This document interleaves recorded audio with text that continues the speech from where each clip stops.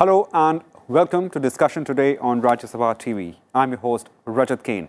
Now, investors are moving towards countries which have a high environmental, social and governance score, and India ranks high on all these three indicators, said Prime Minister Narendra Modi. Now, addressing the Virtual Global Investors Roundtable, he once again assured the prospective investors that his government is committed to furthering the ease of doing business and making India a tech hub. Let's listen to what the Prime Minister said during the virtual summit. India's growth has the potential to catalyze global economic resurgence. Any achievements by India will have a multiplier impact on world's development and welfare.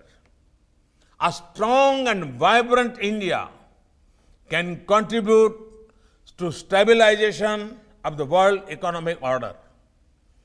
We will do whatever it takes to make India the engine of global growth resurgence. India has shown a remarkable resilience in COVID-19 pandemic, said Prime Minister, especially both in fighting the virus and also ensuring economic stability at the time of the crisis. He also said India's quest to become AtmaNirbhar is not just a vision or a government initiative, but a well-planned economic strategy. India's quest to become AtmaNirbhar is not just a vision, but a well-planned economic strategy. A strategy that aims to use the capabilities of our businesses and skills of our workers to make India into a global manufacturing powerhouse. A strategy that aims to use our strength in technology to become the global center for innovations. A strategy that aims to contribute to global development using our immense human resources and their talents. Well, what holds for India and the investment ahead after Prime Minister Modi's call to invest in India? To discuss further on this, we are joined with our guest, Mr. Dilip Chenoy, Secretary General, FICCI, and A.S. Bhal, former Economic Advisor to Government of India. Thank you. Thanks both of you for joining on Rajya Sabha TV. Now, sir, my first question to you, Mr. Bhal, as we open the debate, what do you make out of Prime Minister's address, especially when he says that India can actually lead in the economic resurgence, global economic resurgence to say? Mr. Bhal. The PM's call to global investors comes at a very right time when the global economy is coming out of a major crisis which the COVID-19 has affected the world by. And by talking about the strong points of the Indian economy, the democracy, the huge demand, the technological capability, the Prime Minister very rightly is signaling to the world that India as a global manufacturing hub is providing the right environment, and it's a good time to come and invest in India. In fact, as Honorable Prime Minister said, it's one of the best times to come and invest in India. With the global changes taking place and global tweaks which have to be made to the global value chains to keep it more resilient and self-reliant, a lot of changes are happening in the global economy. And this is the time where a country like India, with a well-entrenched democracy, with a huge demand, where contracts are in place, and where there's a large skilled force, is a sort of country to go to. And as very rightly said, whatever India does, whatever way the Indian economy performs, will have a huge multiplier effect on the global economy. We are the fifth largest economy in terms of the GDP, and we have such a huge middle class, and we are embracing Industry 4.0, the technological revolution in a big way. We are improving our ease of doing business. Our states are sort of competing with each other to bring in investment. So it is a good time to invest in India, and India is sort of providing the excellent ecosystem to do so. Well, thanks, Mr. Bal. Now, we also have Mr. Chenoy with us. Mr. Chenoy, like my first question to you would be, let's face it, I mean, COVID has been a very difficult time for economies worldwide. So what are, to begin with, the challenges for economic resurgence for a country like us? I think that if you see the Prime Minister's speech, right, he talked about that during the COVID, we found that there were three driving forces which were here. The first was the system, and he said that the system is geared, and he talked about how the system delivered free food train, how we delivered cooking gas, and how we did the DBT there. The second, he talked about policies, that we created the right policies to contain COVID, right? And we also created a whole lot of policies to enhance growth going forward. And the third, he said that the people, by maintaining social distancing, wearing masks, and participating in the whole program, actually enabled this to happen. So going forward, the system, the policies, and the people have to continue to work in tandem so that we can see growth. To give you a very, very example, although it just came out in passing, was if you look at the beginning of the pandemic, in terms of economic activity, we did not have the capability to do masks, PPE equipment, or ventilators, right? But together, working with startups, we created the Arogya Setu app, working with the different segments of industry, whether the textile industry, the FMCG, or even the alcoholic beverage sector. We ensured that enough sanitizers were available, enough PPE came in, and now we are actually a world leader and we're exporting.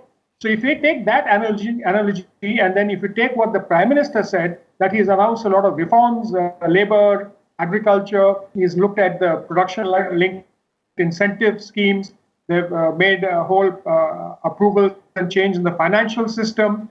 And in order to grow, we need investment at this point of time. So in addition to domestic investment, we need foreign direct investment. And over the last 5 months, while there's been a negative growth or a fall in foreign direct investment around the world, India has witnessed a growth of about 13%.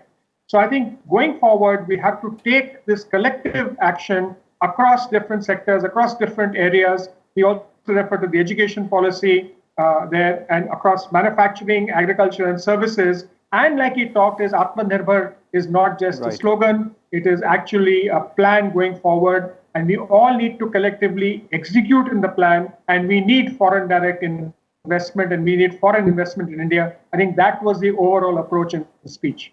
Right. Well, Mr. Bal, now we heard the term AtmaNirbhar Bharat during the time of pandemic, and now we often hear that the government is saying that the recovery in India is faster than what was expected. I'm just referring to the Union Finance Minister's statement of late. Now, which are the sectors you think are the ones which will actually push India's growth on a faster trajectory? Which are the sectors that the government should focus on? A lot of thinking has gone into which are the sectors to focus on. So the Ministry of Commerce and Industry has identified 24 sectors, which includes pharmaceuticals, electronics, capital goods, textiles, sports goods, and what have you, in collaboration with industry bodies like FICCI and CI, and a lot of intensive work is going on how to boost growth in these sectors.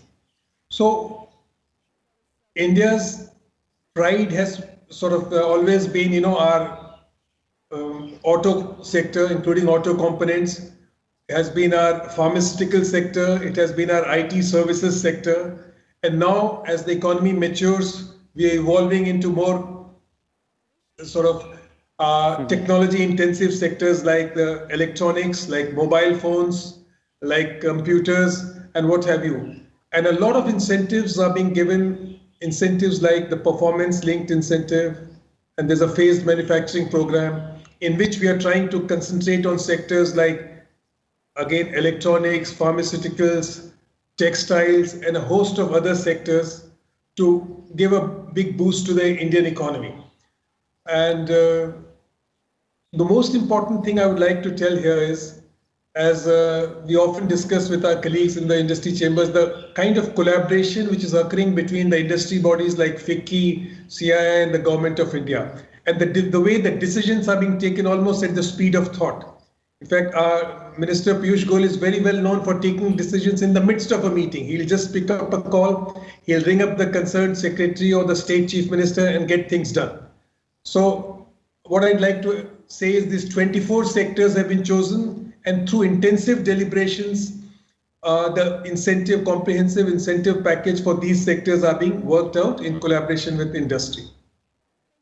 Well, Mr. Bal, just continuing, and especially in conjunction to, as you said, that a lot of thought has been gone into reviving economy, and there has been dynamism from the government side. Now, especially in terms of the tech sector, now, which are the areas you see which will actually help the tech sector to grow further? Because that was also what Prime Minister emphasized during his address at the Virtual Roundtable conference.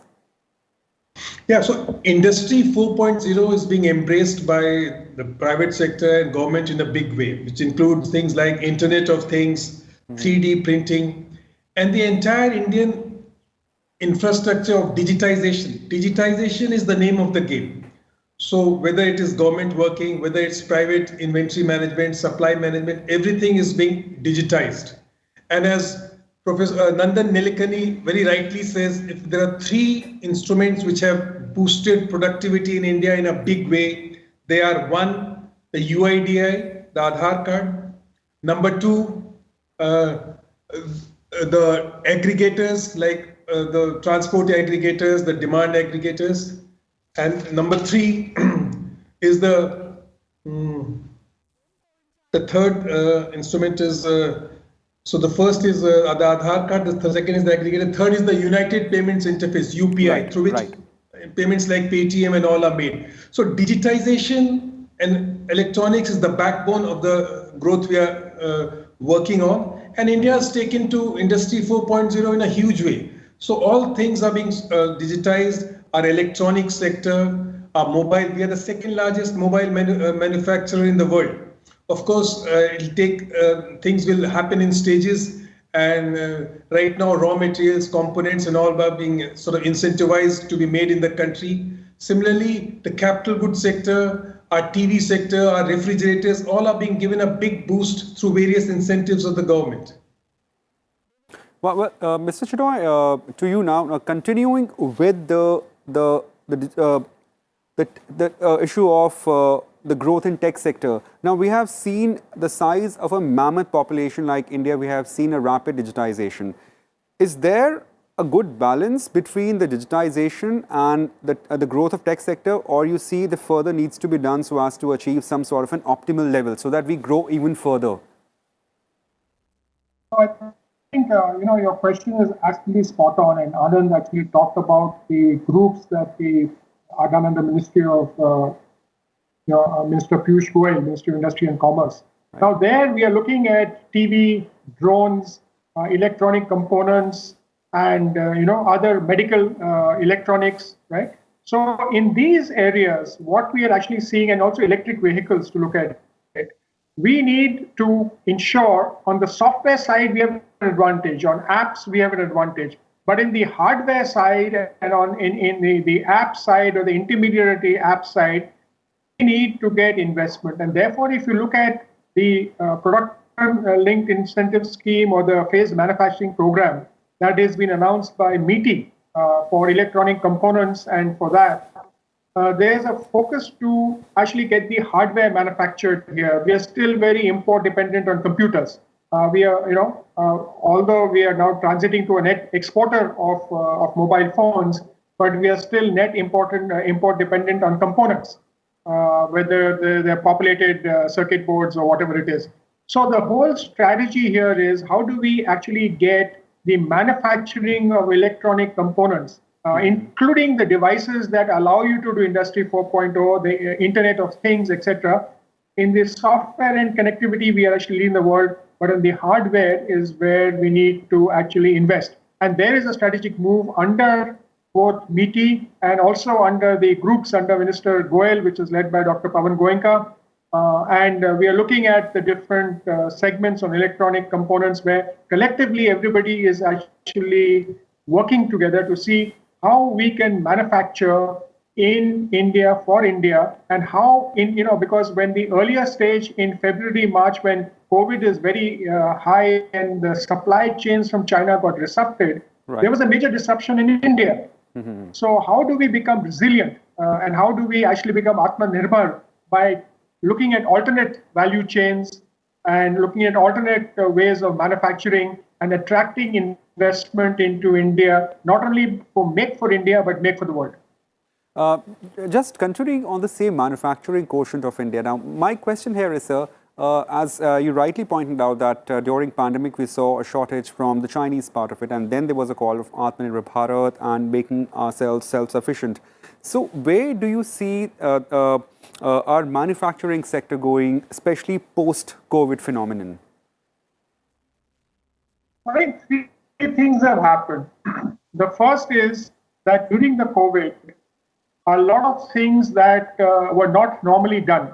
For example, digitization of the distribution system, digitization of the manufacturing system. I mean, mining is a very intensive activity, but normally you needed people in the mines to monitor it, but they were able to digitize and monitor it from home. And just yesterday, the government has come up with a whole set of announcements and regulatory changes that enables you to do a lot of IT and BPO stuff, which was actually embedded in a lot of regulatory process and approvals to do it from home. So a lot of the digitization process that was actually initiated during the COVID period will become the new normal going forward. That means we'll get more productive. We'll also see much more, rationalization of SKUs and looking at a new, shorter supply sort of chain between designing a product and to the market. And if you look at the last 2 months, or look at last month in October, traditionally everybody thought that we'll have a downturn. But Hero MotoCorp, for example, announced more than 8 lakh vehicles being produced and shipped out in a month, the highest since they were actually they started manufacturing in India. So you are seeing a lot of other sectors, whether it's companies in the FMCG sector or companies in the steel and cement, they are coming to higher than their pre-COVID levels, and they are expanding in the ceramics area or in the glass. The whole thing of making the vaccine, the vials to carry the vaccine, the injections to allow people to be injected, and the whole logistics and cold chain required to supply and take it from the corner to every corner of India is actually going to create a whole new ecosystem and a whole new set of industries. And India is already the vaccine capital of the world. We will actually double that. We are the pharmacy of the world. And the Prime Minister actually said that the agricultural reforms that have been done could enable India not only to be the granary of the world, but also the food processing capital of the world. So there are many, many sectors where we can take a global lead in this going forward.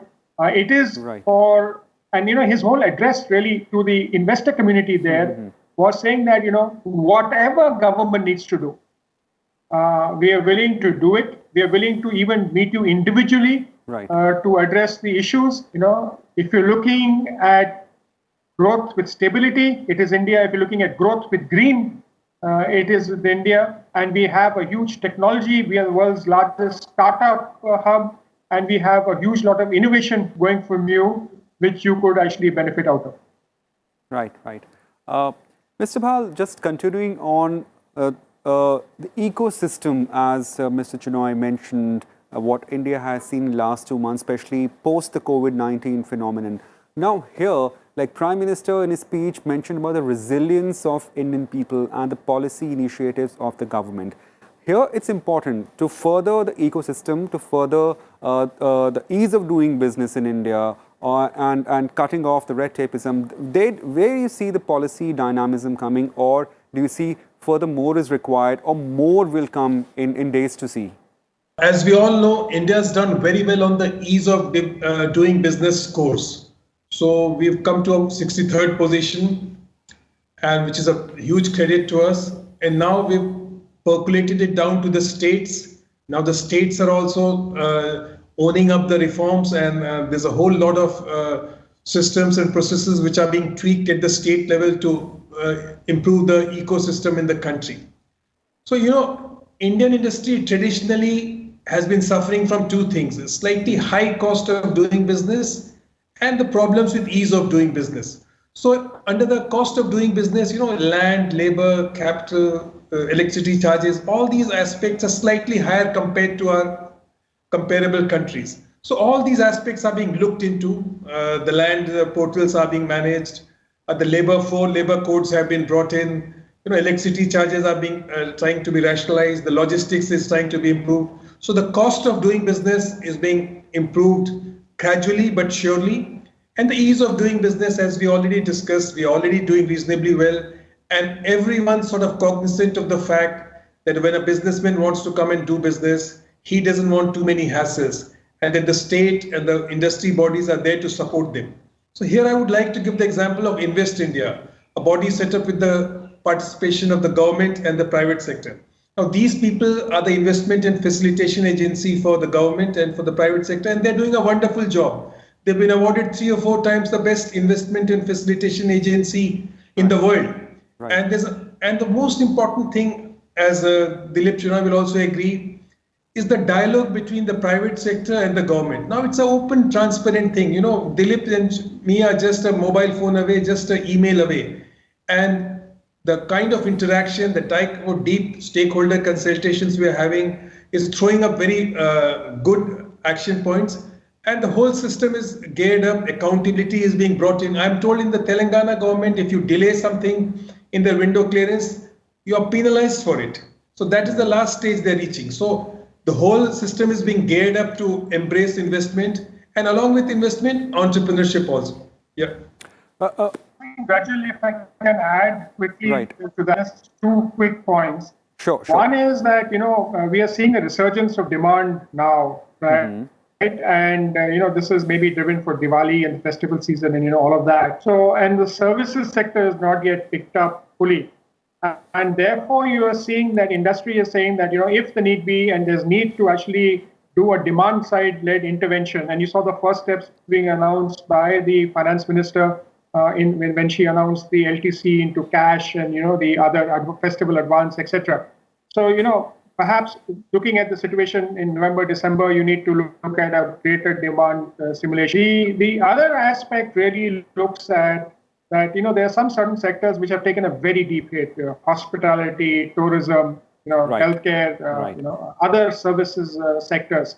Now, they also have an impact on manufacturing, because if you look at food processing and processed food, a significant part of the business is to the HOKA, the hospitality, restaurant, and the other segment. Now, that has to be revived, so there's a need for a special package for those sectors. And, what is you're hearing over the last 3 or 4 days, starting with the finance minister, then the finance secretary and the secretary of economic affairs, and even the prime minister saying that if whatever needs to be done to maintain growth, to ensure that we grow, will be done. So that's a very, very important message, even to those people who are already invested in India, as also, again, looking at those people investing in India. So this is a twin approach, really looking at it going forward. Well, as we move towards the close of the show, this is something which Prime Minister emphasized in the beginning of his speech. Now, this is a question to both of you. I'll start with you, Mr. Chenoy.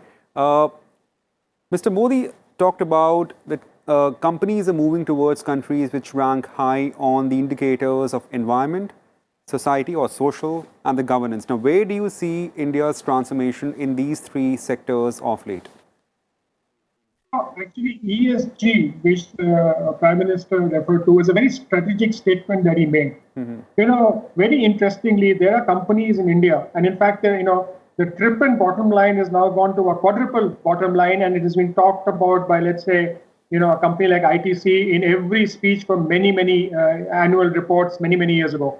So in India, there are companies who are really good in this whole ESG kind of thing. And also we have a mandatory reporting by a certain amount of companies on these factors in their annual reports. It has been recently been introduced. And global investors, right? And this is a pitch to global investors. Global investors give a huge weightage to companies and to sectors that are very high on ESG. And therefore, the Prime Minister saying that corporates are there in India as a country is going to give it a whole focus, assures investors, and it is actually aligning with their vision and ambition, because they want to fund. He also ended with growth with green, right? So this is a direct kind of a communication and saying that we are fully aligned with your ambition and your vision going forward. And you have capital, and India is the best place to invest that capital, keeping in mind the environment, society and governance structures. Right.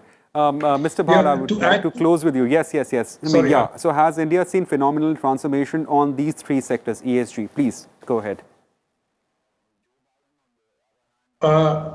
To just add to Dilip's points, you see the way India has taken up to solar power. Right. We are really doing well on the solar power front, and we're meeting a huge chunk of our total power requirements through solar. Look at the way India has taken up electric vehicles. We are setting up the ecosystem for electric vehicles, and there's some problem with electrical batteries, lithium ion and all, but we are struggling with it. So India is embracing green development in a big way. And the Prime Minister officially also talked about India moving towards the green way. And as Dilip also says, the global investors have a very strong incentive to invest in economies which embrace the green path. And India is certainly well ahead on the path and very well determined to embrace the green development path. Right. Thanks, both of you gentlemen, for joining us and elucidating on what exactly are the indicators of India becoming a strong growth engine, and especially on the indicators as you sort of elucidated. Thanks a lot for joining us, and thanks for watching discussion today on Rajya Sabha TV.